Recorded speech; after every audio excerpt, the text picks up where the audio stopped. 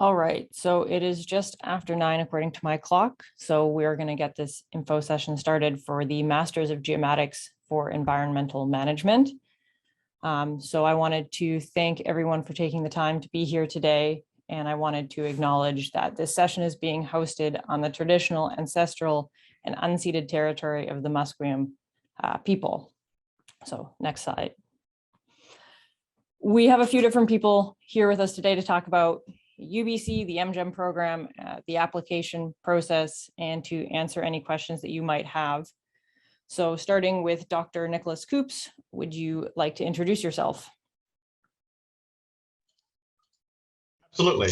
Hi, everyone, and welcome. My name is Nicholas Coops, and I'm a professor here at UBC in the Faculty of Forestry, and I'm the director of the MGEM program. I also teach in the MGEM program. I teach the remote sensing components of the program in term 1s and term 2. So I not only sort of oversee the program, but get to teach you as well and work with you on your projects involving remote sensing. So many thanks for joining us today. And I look forward to an engaging discussion. Thanks, Kathleen. And then we're going to hop over myself and we're going to go to Lee Yepiton, if you would like to introduce yourself. Thank you, Kathleen. Hi, everyone. Yes, I'm the admissions coordinator for the MGEM program, and I actually will be the first person that will be looking at your application, and I will check to make sure that they're all complete.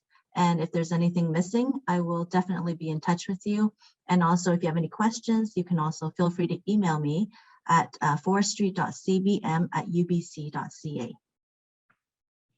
Thanks, Lee. Finally, I'm Kathleen Copeland. I am the coordinator of the MGEM program.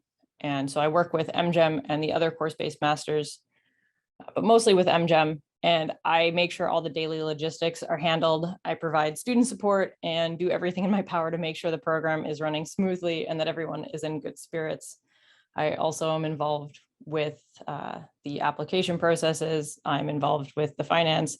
I would say, involved with most aspects of the program in some degree.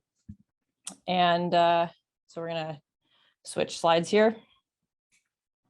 And so today I'm going to take over the introduction, going over Vancouver and some general stuff about the University of British Columbia, or UBC. Then Dr. Coops will talk about the MGEM program specifically, followed by career opportunities and what alumni have to say about the program. Following Dr. Coops, Lee will wrap up the presentation by going over how to apply, tuition, and funding. And finally, we will go through the questions that were sent in advance and those that are up in the chat or the question and answer function.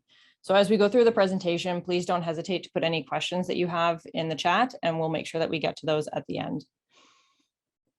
Next slide. So starting with Vancouver, so UBC is located on the westernmost peninsula of the Metro Vancouver Regional District and is about a 30-minute bus ride to the downtown core, which is what is featured in this picture here. So Vancouver is a port city and as such is surrounded by the Pacific Ocean and bordered on the north by the coastal mountain range. There are over 600,000 people in the Vancouver area proper and 2.5 million people in the Metro Vancouver Regional District. So there's a lot of people that go over those 3 bridges that are featured in this picture every day. Next slide. So zooming in onto the University of British Columbia, it's a global center for research and teaching and is consistently ranked among the top 20 universities in the world. Pictured here is Irving K. Barber, one of the 11 libraries that we have on campus. Next. So UBC has over 45,000 undergraduate students and over 10,000 graduate students, and is this year was ranked 34th in the world among the top 50 universities and ranked 7th for world impact. UBC is home to 25 different faculties and schools, one of which is the Faculty of Forestry. Next slide. So the Faculty of Forestry is housed in the Forest Sciences Center, which is featured in these 2 images here. And the Faculty of Forestry is one of the world's top ranked forestry schools. It has over 1,500 students, of which 300 are graduate students. And so being part of the MGEM program means being part of this elite group of students here at UBC. So next slide. And pictured here is the atrium of the Forest Sciences building, which pulls some architectural inspiration from nature. So the wooden structure in the left represents falling leaves. And as is apparent by these images, there are living plants in the atrium, which is very lovely. Next slide. So the Faculty of Forestry has 4 course-based masters, all of which focus on different aspects of forestry, including geomatics, urban forestry, forest management, and international forestry. But if you're here for this info session, hopefully you are the most interested in geomatics and environmental management. And so at this point, I'm going to pass it off to Dr. Nicholas Coops, and he's going to go through what one can expect from the Masters of Geomatics for Environmental Management. We almost always call it MGEM just for the sake of brevity. So Dr. Coops, on the next slide. Great, thanks Kathleen. Yeah, next slide, we're going to focus on MGEM today. Next slide. So I'm sure some of you may have already started to think about this program. I think critical that you start to realize as you think about your educational opportunities is this is a course-based master's program. So some of you may be familiar with doing a master's degree at a university. And traditionally, we often think about those as being research. Perhaps you might do research for 2 years or 3 years, write a thesis and get a master's. The MGEM program is completely different. It's a course-based master's, which means that all of your credits to get your master's are done through doing courses. And those courses are run over a 9-month period. So it is an intensive program. You do these courses, you get grades for those courses, and ultimately you end up with a master's degree in a very short period of time compared to doing it by research. So you can see it's a very different program, very much designed for professionals, people that are interested in learning more about geomatics, landscape ecology, as well as professional development. If you were to set up, for example, a consulting company, what would you need to know in the area of geomatics to allow you to be successful in that particular area? So not only are we teaching you basic geomatic skills, we're also teaching you broader understandings of environmental management, as well as these professional development skills that would help you when you then go into the workplace. So we're trying to position this program, particularly for people who want to get those skills to then go and work as a geomatic specialist, either for private industry, for government, for non-government organizations, NGOs, or any organization that's looking to have people with this skill set. Next slide, please. So the way the program is designed is we want to give you hands-on experience. We want you to use a lot of geospatial data while you're here and process it. We want you to understand how those data can be used in different ways.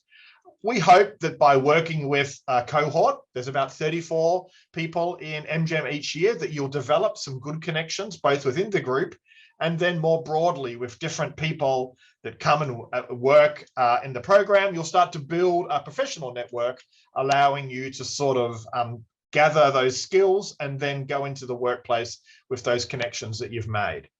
We think, therefore, the program's pretty unique. I'm sure many of you are researching different options. We think that MGEM is a unique program because not only you're learning geomatics, but you're learning environmental management and you're learning these professional development skills all within 9 months to then allow you to go away and take that master's degree and then go back into the workforce. Next slide, please. So what would you learn? So it is a mixture of hands-on experience, working with data and different data sets, as well as this theory. What is the theory of geographic information systems? What is the theory of data structures? So we sort of give you the underlying theory, but also this hands-on practical skills that you learn throughout the program. We're trying to mix those things all the time. Next slide, please.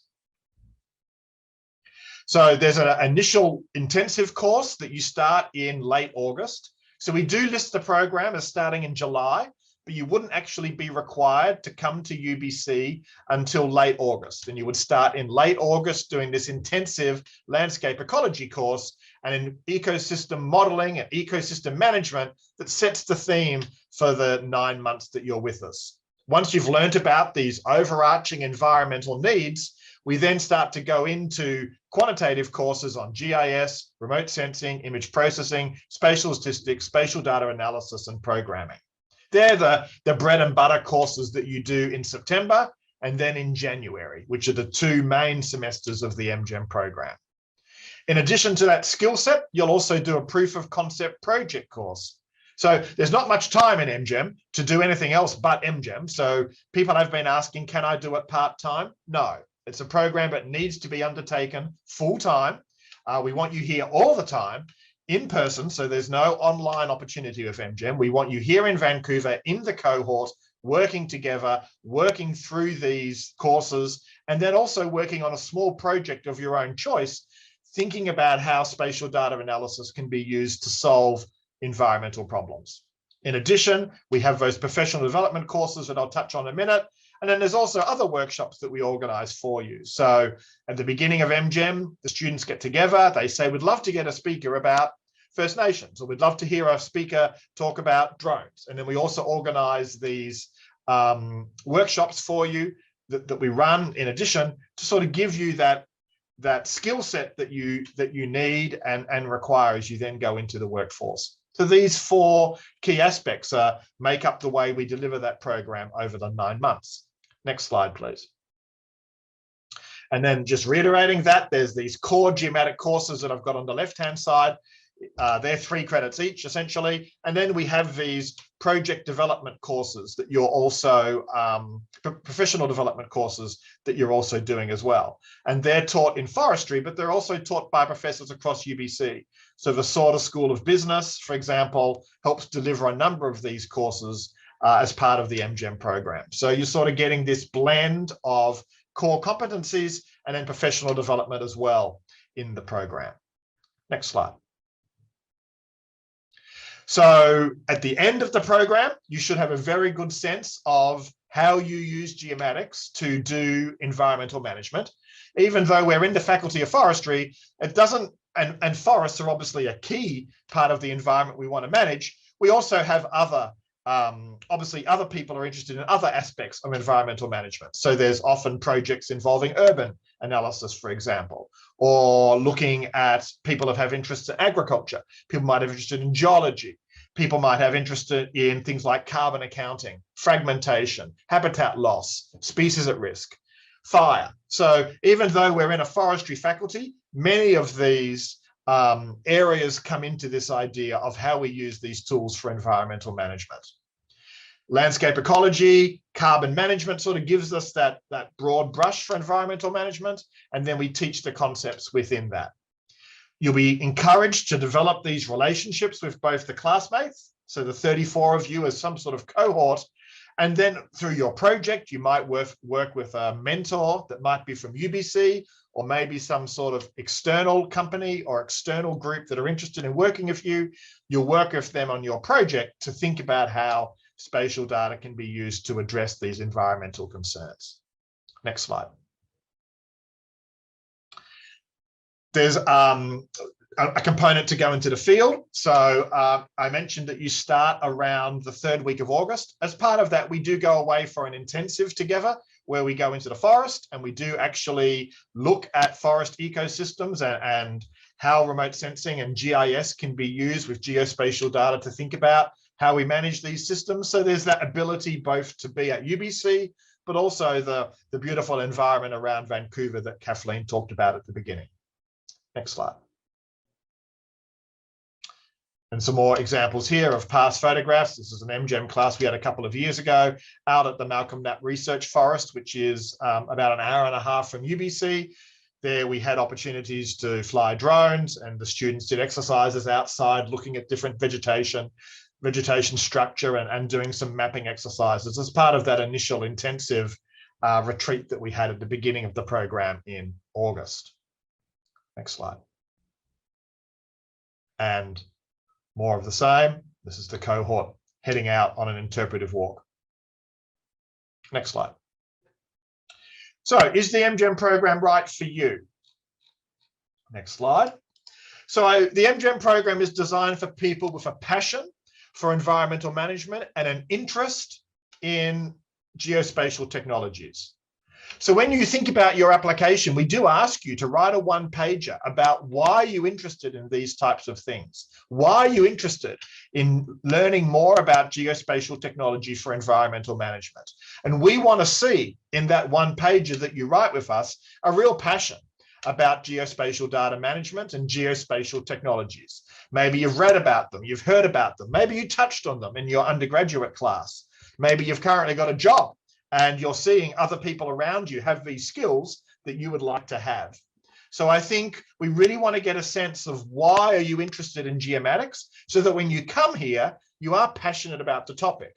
We're not just here to give you a master's degree.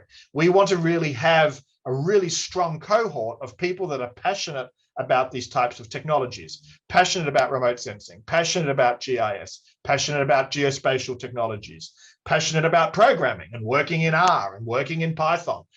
We're passionate about using spatial statistics. So we want people that have a real interest in the technology and how these technologies can be applied to some environmental problems that you might see around you.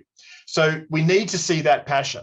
And we would like to see that passion in that one-page letter. You can also encourage your referees when they write about you as part of the recommendation for your application. They might like to talk about how your interest in this area as well, because that gives us a real sense that you're here to learn and develop and really push the field forward, and then ultimately go away and get a job in this area. We want to have people that are passionate about it. So this would be a key decision that you need to make. You would have seen at the beginning that we have a number of different course-based masters at UBC, and there are obviously a large number internationally.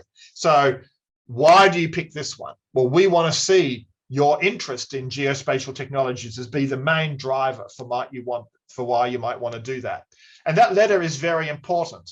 You know, obviously we like to see people with strong grades, but we love to see people that have gone out into workforce, started to realize, yes, this is an area I care about and I want to learn more about, and I want to go back to school to do more. So even maybe you don't have first class honors and you're just a general admission. If you can demonstrate to us, yes, I've worked for a while and I now understand I want to come back and learn this more, that ranks you very high in our evaluation process, because you're a person who's got that skill set, who's been out in the workforce and then wants to come and learn more. So, you know, some people have written, do I have to have first class? No, you don't have to have first class standing to apply for this master's. We obviously want good students, but we also want students that are very passionate and are able to demonstrate to us that passion. So I think about that as you apply. Think about that as you write your one-pager. Think about that as you get your referees to write their letters. And that would certainly help demonstrate to the admission committee that you are a person that we would like to bring into the program for next year. Next slide. Ideally, I think you would probably come from some sort of undergraduate program or from work experience where you're interested in using these technologies. So maybe you're a conservation person or a forester or an ecologist. Maybe you're a computer scientist or an engineer who's interested in using these technologies to help you understand how you might use them for environmental management. Maybe you have an environmental science degree. You could even have a commerce degree or an arts degree, as long as you can demonstrate to us that, yes, you're interested and yes, you understand that these technologies might impact your field.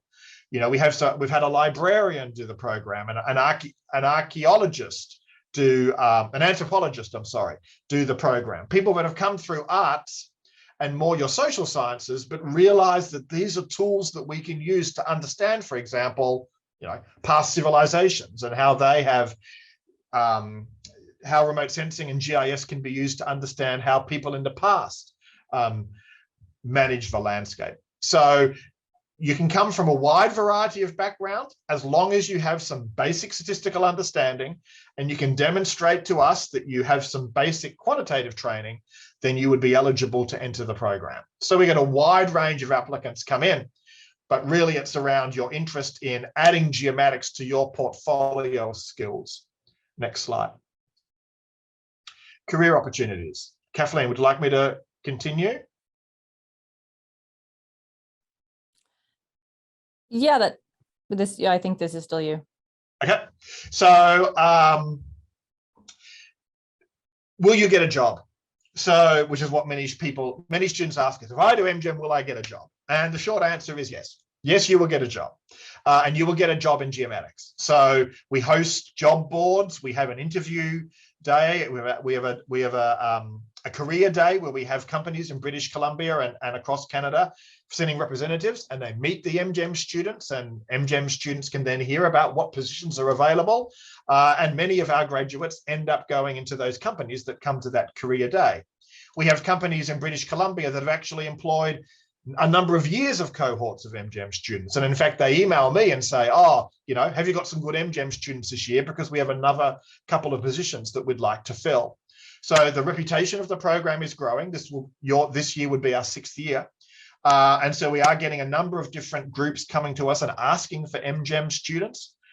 So there is strong opportunities to get jobs with them, as well as generally this idea of geospatial science being one of the fastest growing job sectors within that sort of green economy. So I'm sure many of you are sort of familiar with the idea of green jobs. When you think and dive into what those jobs mean, often people talk about they want applicants that know about space and time, spatial positioning, understanding how to use spatial data, making maps. So these types of jobs that have this green focus, often geomatics is part of that skill set they're looking for. And so as a result, many of our graduates get jobs before they finish, and most would have a job within a few months of finishing their program. Now, saying that, you may not be able to stay in Vancouver. So, a number of our people who do MGEM want to stay in Vancouver, and obviously we produce 34 graduates per year. There are other programs in BC as well. So staying in Vancouver and getting a geomatics job may not be that easy.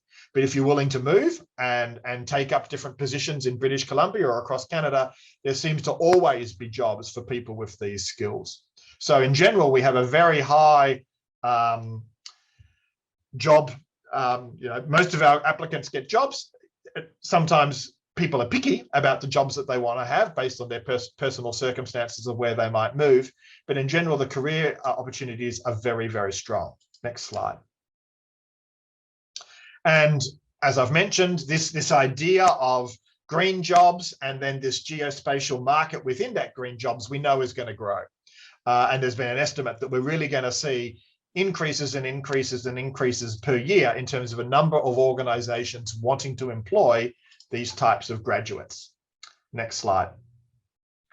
And often you hear things when you apply for these jobs, you often see requests for applicants who know how to use large data. Many of you heard about big data, deep learning, and all these sorts of ideas, the Internet of Things and huge databases. These types of skills that you learn in MGEM do become very sought after by industry. And so the ability to use different software, the ability to do some basic programming, the ability to use R, the ability to handle large data sets and integrate large data sets into your workflow are seen as really important attributes of applicants. And these are things that we try to teach you within the MGEM program. So the people who have finished the MGEM program then have gone out for a variety of jobs. A large number have gone into the provincial government or the federal government. Many go to industry. So we have satellite data providers in British Columbia. We have a number of consulting companies in British Columbia that take our graduates, NGOs, and then a number of our applicants have also decided to stay in academia. So a number have decided to go from MGEM into a PhD program, for example, either at UBC or another university, or others might have then chosen to do another master's degree after MGEM, but focusing on a particular aspect that they're interested in. So really it opens doors in terms of going back into the workforce, staying in academia, but having these skills to allow you to move forward with your career. Next slide.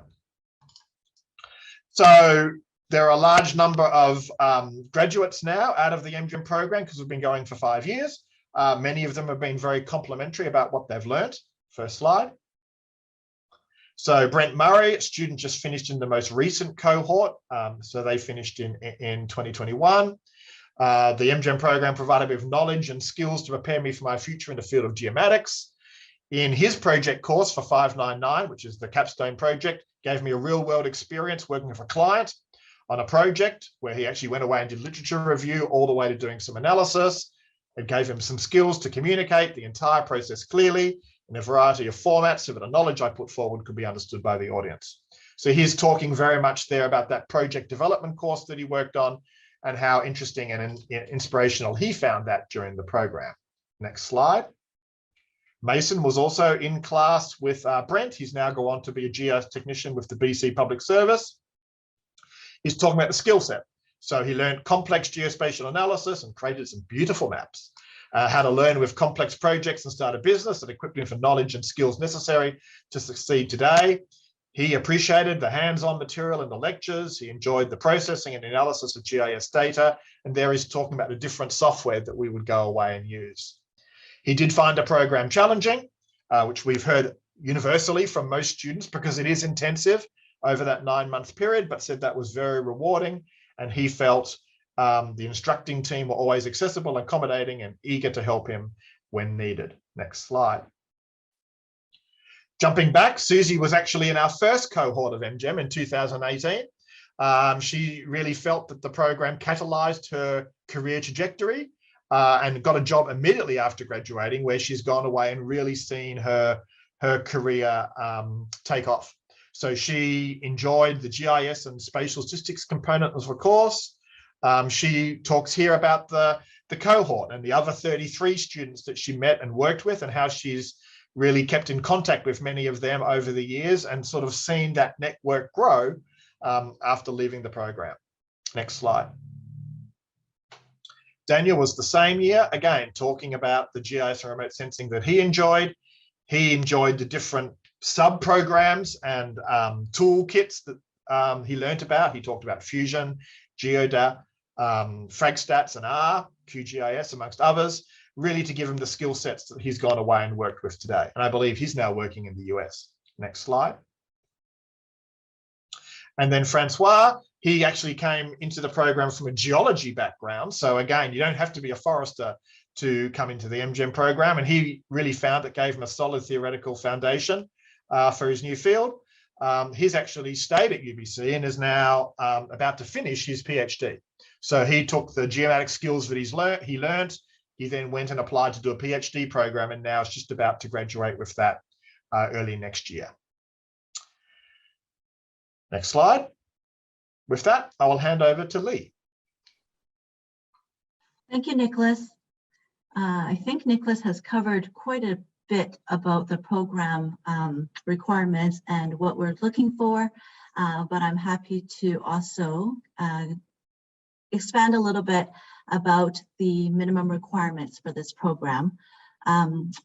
We are looking for students with, like Nicholas says, related academic background in forestry, environmental science, computer science, or geography. However, in the past, if students don't have these degrees and they're very interested in this program, we still encourage them to apply. One of the most important prerequisite to apply is also having a basic statistics course. And if you look at our website, the MGEM admissions requirement, they will list what they're looking for in the basic statistics background. If you haven't taken a statistics course, but you have taken partial, like a unit that covers statistics, you can also let us know in the MGEM questionnaire. You can expand on that part as well. And we also want students who have a basic working understanding of computer systems such as Windows, Mac OS, spreadsheets, Excel, word processing. And we're looking for students who are highly trained, or even if they have passion in technical writing skills and some experience with coding and scripting. One of the questions I get quite often is, I don't have any background in computer coding. Should I still apply? Yes, if you're interested in this program, you should still apply. And we can also, this is what program will do. It will equip you, and you'll learn more about coding and scripting. Next, please. The minimum requirements are set out by the Faculty of Graduate Studies at UBC, and generally students do have at least a minimum requirement of B+, which is 76% in their overall third and fourth year courses. Students who are applying from other countries, I would encourage you to look at the frequently asked questions, and also there's a link there. It gives you the minimum requirements that are set out by your country because the grading systems are very different from each country. However, B+ is the we are looking for the equivalent of B+ range. Next, please. And if you're applying from outside of Canada or the US, where English is not the primary language of instruction, you will be required to write the TOEFL or the IELTS language proficiency test. And the minimum requirements for those scores are also listed on our admissions webpage.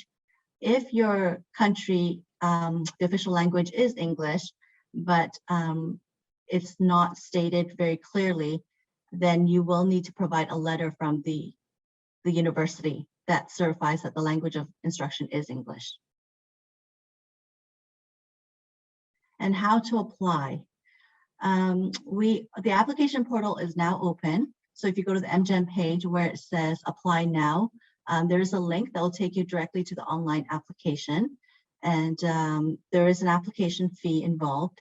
And once you hit the submit button, that's when your referees will have the direct link that will take them to the application portal to upload their letters.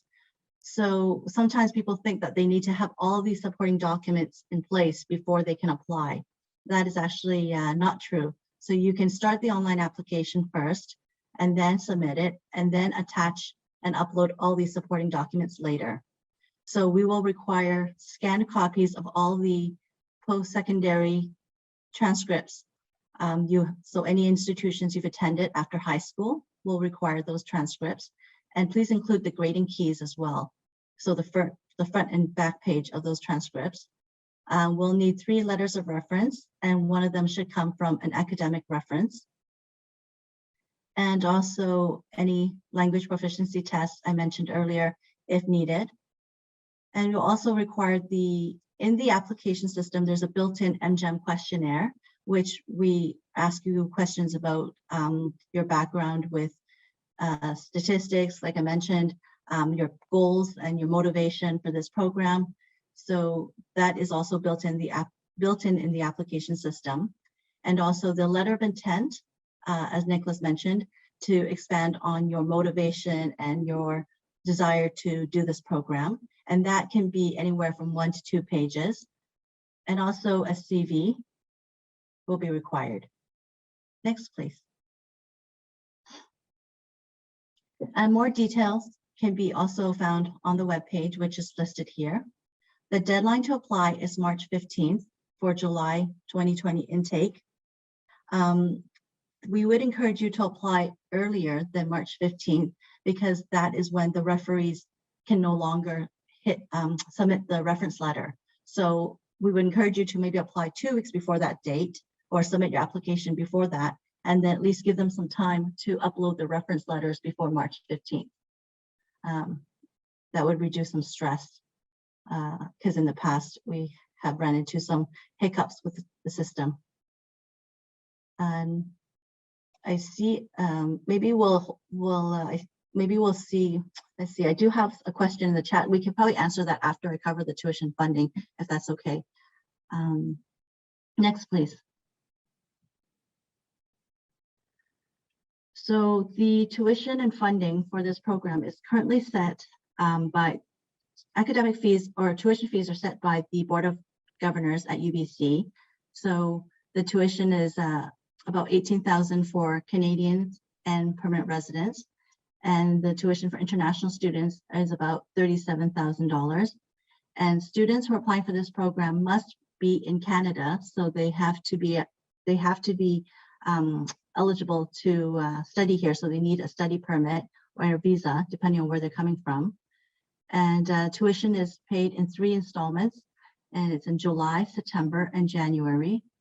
When we make the offer, there is a non-refundable deposit of $1,000, and this will be applied towards your tuition. The tuition fee has been increasing, I guess, about 2% in the last few years. So next year it'll be probably 2% higher as well. Next, please.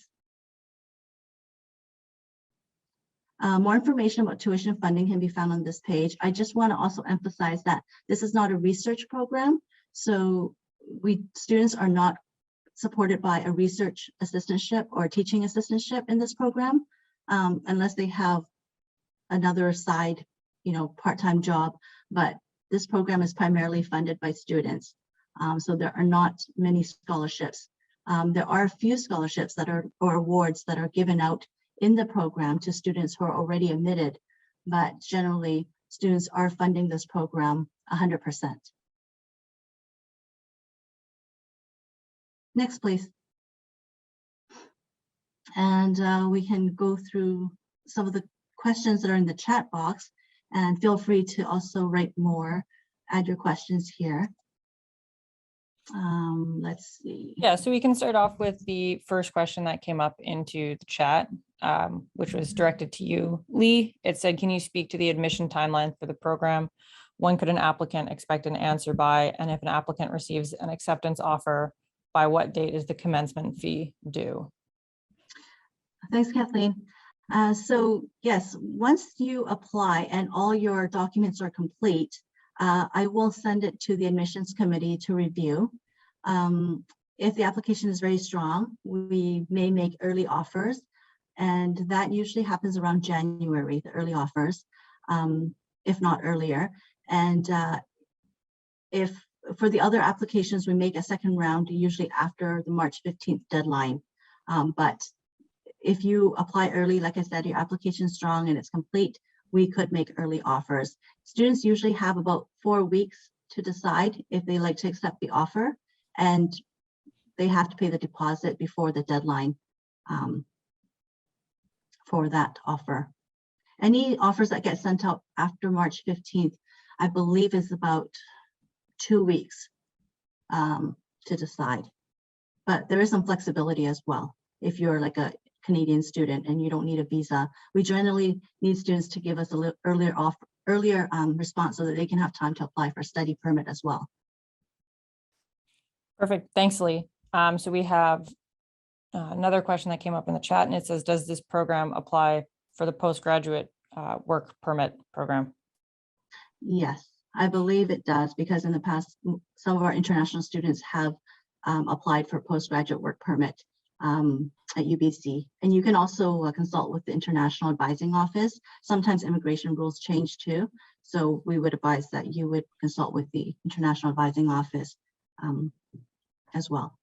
Yeah, so I can confirm that in the past it has been eligible for that program. And typically the date that the students hand in their final assignment is the date that they can say they've completed the program.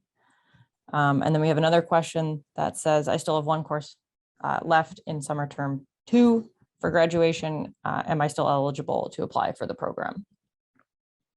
Yes. So if you are in your 4th year right now and you're completing your courses and graduating in June or May 2022, when you apply for the program, we will look at all the courses that you've completed to date. So the 300 and 400 level courses. So I think that this question is saying that they're taking a course in the summer, so their graduation would not be in May or June. Well, then you would have to finish all your requirements before July 1st, before the program starts. Perfect. Thank you, Lee. So now we got some questions that were sent in early. Some of them we've answered in the info session already, so I'm not going to read those ones out loud. One of them is, what would make an applicant more competitive when applying for this program, a higher GPA or work experience? So I can briefly touch on that one. I would say that both would make you more competitive. And we do look at both. We don't just look solely at grades, but we also do look at work experience. I think that having some work experience does read very highly in the application process into the committee, because it does show a dedication to geomatics and that you want to come back, that you've worked in it, you're coming back to pursue your education. And there's sort of this investment that you've already made in the geomatics world. Lee or Nicholas, do you have anything you'd like to add to that? No, I think that's what, yeah. So I mean, that's what I mentioned in the in my talk as well. Work experience and a passion for geomatics does rank very highly. So if I had to applicate, well, I can't speak for the admissions committee, but if the admissions committee had a first class honors but nothing about geomatics and why you don't, no real demonstration in the application about why they care about geomatics, but they're obviously an incredibly good student, versus general admission, who's given a long, well, not long, but clearly passionate plea about the interest of geomatics in their career, then I would recommend to the admission committee that we would take the general admission offer application, because I think that that's the one that offers is going to be the person that is best suited to the program. Of course, if you were first class and you wrote a passionate geomatics letter, you'd be even higher. So as Kathleen says, it's both of those things together, but don't think that you have less of a chance if your grades are general admission, that you may have less of a chance of getting in. Your chance could be just as good if you can demonstrate to us that clear geomatics interest. Perfect. Thanks, Nicholas. And so the next question that we got sent in was, what are some good skills and softwares to practice and sharpen up on before starting or applying to the program? So what I can say is that before the program starts, typically in early June, if you've been accepted into the program, I send out a very large email in coordination with the entire teaching team that does provide some summer refresher material, and it includes a lot of information on sort of stats and some resources to look at basic coding if you so desire. And so we do really try to make sure that students come into the program and they are able to sort of freshen up on any material that they might need. And I would say that from my experience, I would say that if you were looking to freshen up on anything, probably statistics would be the one that I would recommend, because there is a statistics course that runs in both terms of the program, and having that knowledge sort of fresh in your mind tends to be make that course run a little bit more smoothly. But that would be my recommendation. Nicholas, do you have anything else you'd like to add? Nope, he does not. One of this, is it possible to do a PhD within this program? So it's not possible to do a PhD concurrently within the MGEM program, but we do have students who complete the MGEM program and then go on and pursue a PhD, as Nicholas mentioned. But you cannot do the MGEM program at the same time as any other program. Let me just scroll through the questions here.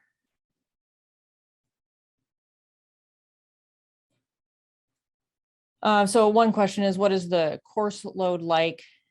Is the class close-knit / spend a lot of time together outside of class? And would you suggest on-campus residency or finding housing elsewhere? So I can say that the course load is quite intense. There's the expectation that students are pretty much on campus every day. There are courses running every day.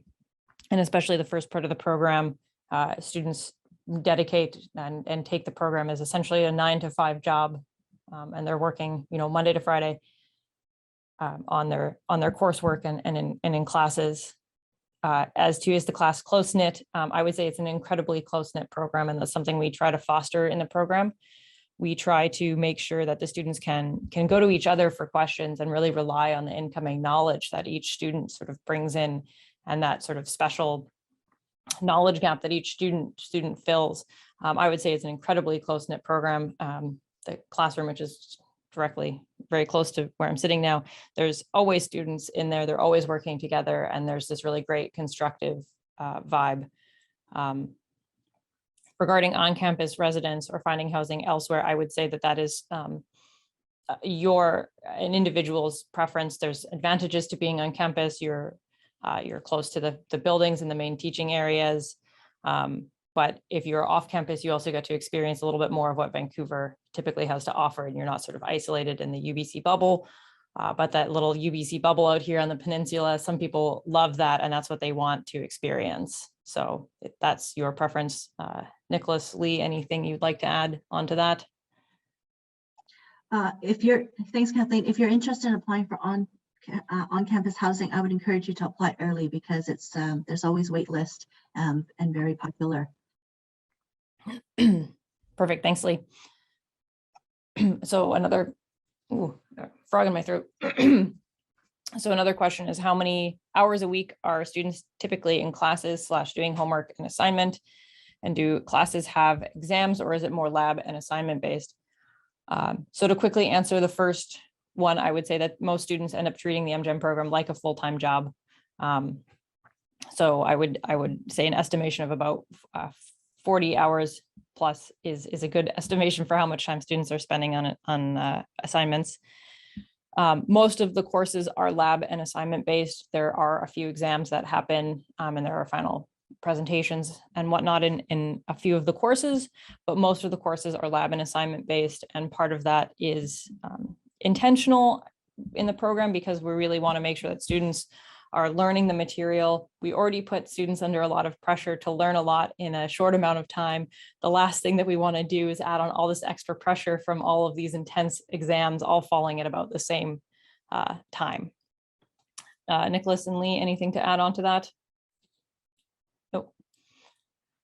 Another question is, in addition to ArcGIS and R, do we get a chance to learn any other software in the course like Python? So there is a course that does go a lot into quite a bit of detail about Python. That's GEM 530. There's also ArcPro, QGIS, and Nicholas runs through a suite of different tools that are used in Geomatics, and Envy is the only one that's popping into my mind. But Nicholas, do you have any more detail to provide? No, Envy and QGIS, I guess the other two you haven't mentioned. Yeah.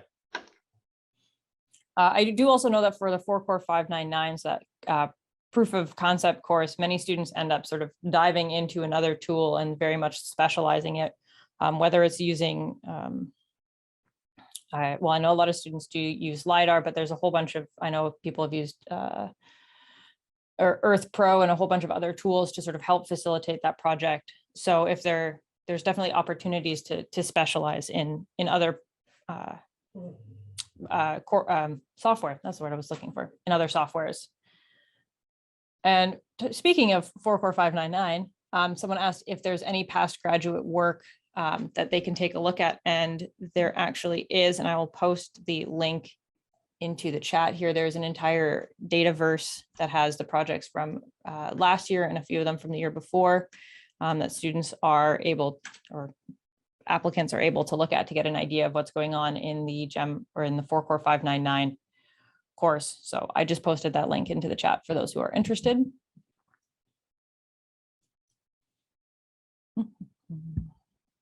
And so the next question is, what are the applications of this program specifically into the forestry sector? Nicholas, do you want to handle that one, or do you want me to take it?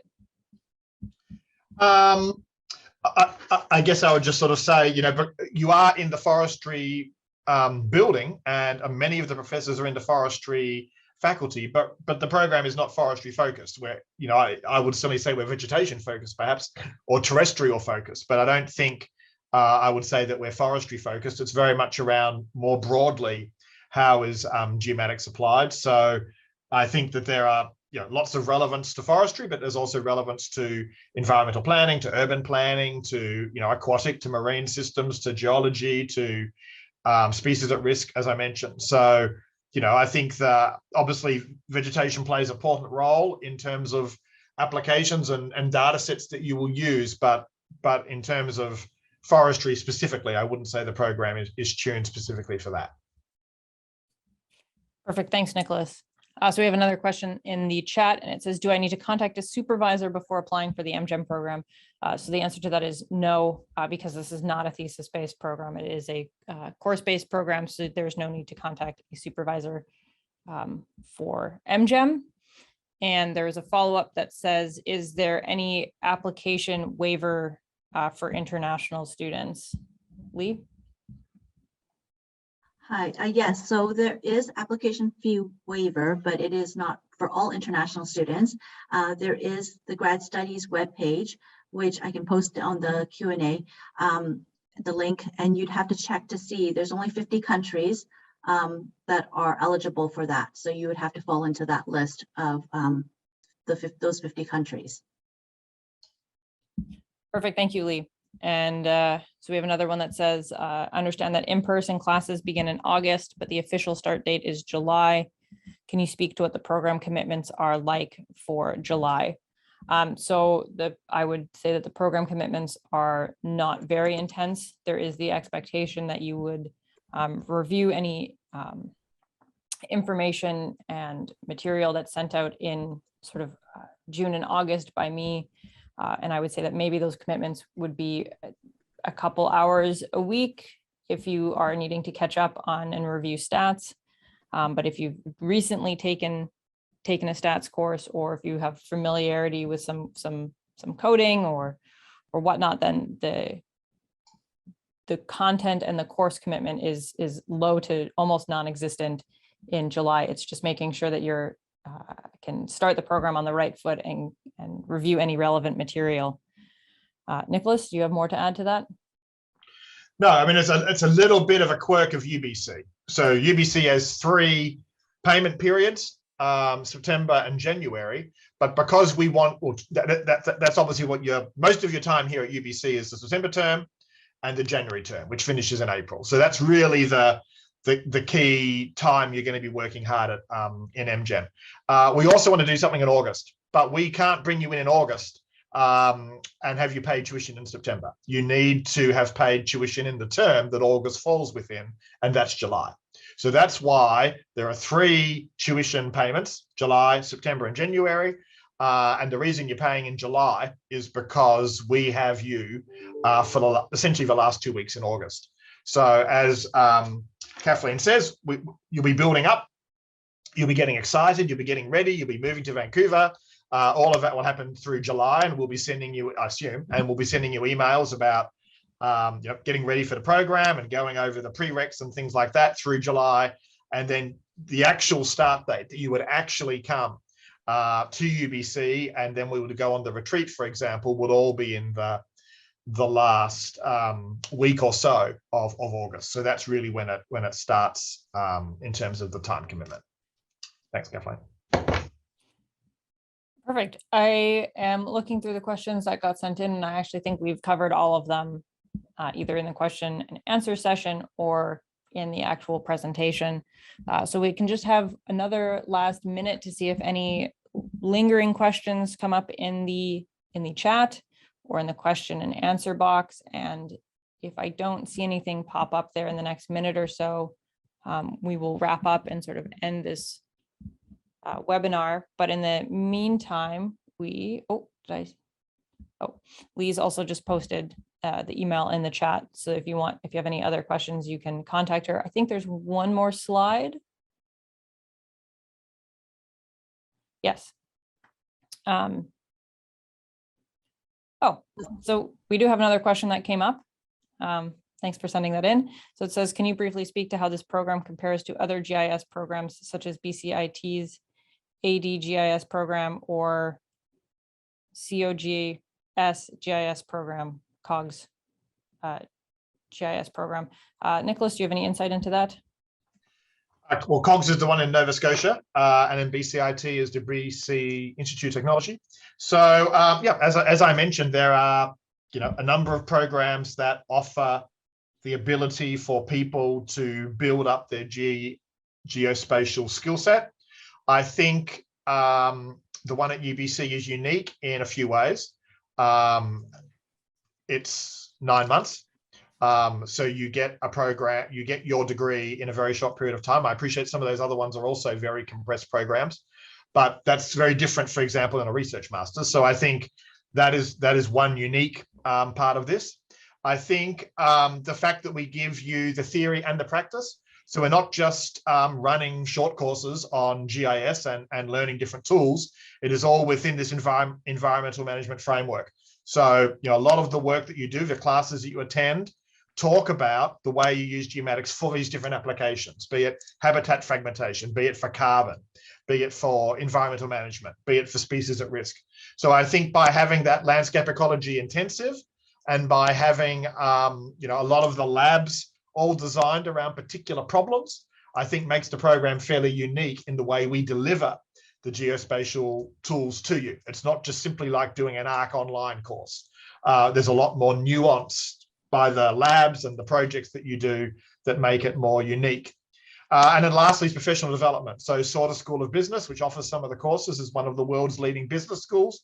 And they teach you some of these professional development courses. So that suite of courses that are on the right-hand side of that table, I think are fairly unique. It's pretty unusual for you to get a geomatics degree and get these professional development skills at the same time. So that would be another unique aspect of MGEM, that you're sort of getting not only the skill set and the theory, but also these professional development schools, how to think about entrepreneurship, how to think about sustainability in business, how to think about project management, all of the, how to work in teams, how to effectively run a team. All of these types of skills I don't think you'd get from many of these other programs. So those things together, I think, come together and make the program more unique or unique compared to other offerings across Canada and internationally for that matter. Thanks, Kathleen. Perfect. Thank you, Nicholas. And so we have one final question in the chat, and I think we have time to answer it, and then we will wrap up. So it says, is previous experience in geomatics in an undergraduate degree considered an asset and helpful in admission? For example, finishing a geography degree with a focus in geomatics. I would say that it's definitely considered an asset, but not a requirement. And one of the things that we want to make sure is that you applicants to the program and potential students are going to be able to take and get away and pull a full sort of suite of knowledge out of the MGEM program. That being said, we have accepted students before that have strong backgrounds in geomatics, and it's definitely very, I think a lot of the students find having that background very helpful, especially in the first part of the program, because we really do hit the ground running in the MGEM program, and sometimes having a little bit of base knowledge means that there's you're not running quite as fast as perhaps some other students. Nicholas or Lee, do you have anything you would like to add? No, but I think Evan should, you should think carefully about whether you want to do a program then. I mean, which is what Kathleen's getting at. If you've done a lot of geomatics in your undergrad, why do you want to do geomatics as a master's? And just be very sure that what we're offering is in addition to what you've learned. I don't want you to come to a program and then say, why am I doing this? I already know it. So you're welcome to reach out to me just personally to my nicholas.coops@ubc.ca email. Maybe we can talk about what you've done in your undergraduate degree, and we can just make sure that you are not duplicating what you already know. There's no chance of, we don't give you, there's no electives, and we don't give you any release. So, and in the first term, you do learn introductory GIS, introductory remote sensing.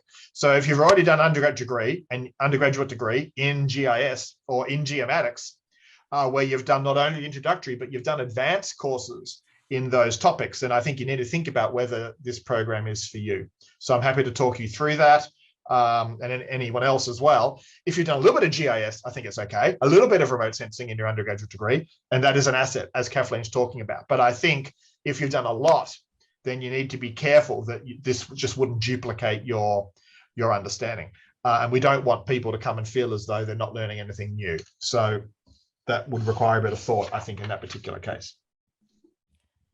All right, perfect. I think that we are going to wrap up this info session. And I think that's a really great note to end on, is that myself, Nicholas, and Lee, we are all definitely available by email or to have chats with potential students or applicants, and make sure that the MGEM program is the right one for you. We're all a very committed team in MGEM, and we want to make sure that the program is right for you, that you're right for the program, and that we can really foster this sort of cohort within the MGEM program, and bring people into the geomatics world to become professionals in the industry.